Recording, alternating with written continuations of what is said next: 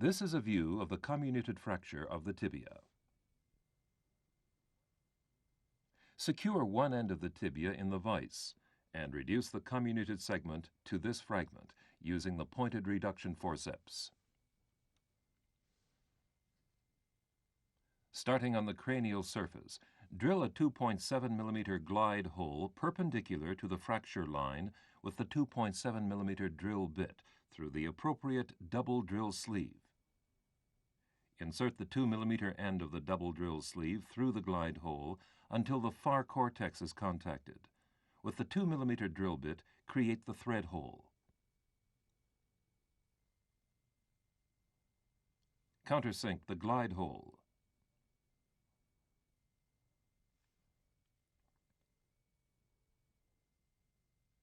Determine the appropriate screw length with the depth gauge.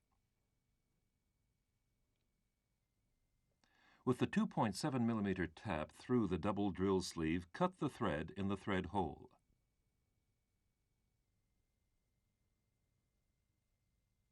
Insert a 2.7 millimeter cortex screw to provide compression at the fracture line.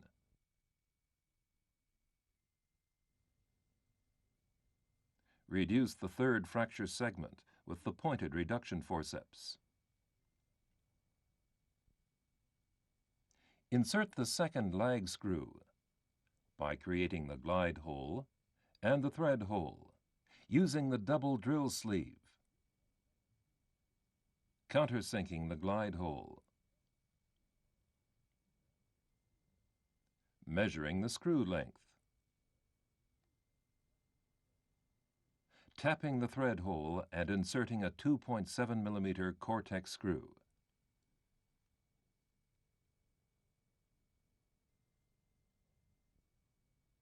Rotate the reconstructed fracture so that the medial surface is uppermost. Contour the bending template to the medial surface of the tibia. Secure the contoured plate to the bone and with the 2.5 millimeter drill bit through the green neutral drill guide, drill a hole at one end of the plate. Measure the screw length with the depth gauge. And with the 3.5 millimeter tap through the double drill sleeve, cut the thread in the bone. Insert the appropriate 3.5 millimeter cortex screw.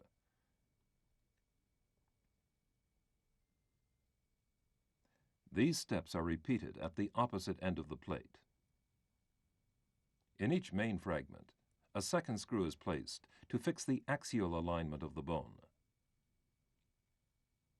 Remove the reduction forceps and insert the remaining screws following the same steps of drilling, measuring, tapping, and inserting the screw.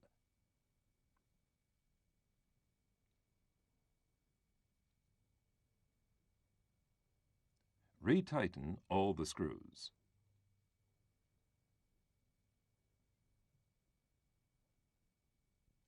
One plate hole is left empty because the fracture line crosses it, which is clearly seen when the hole is viewed from above.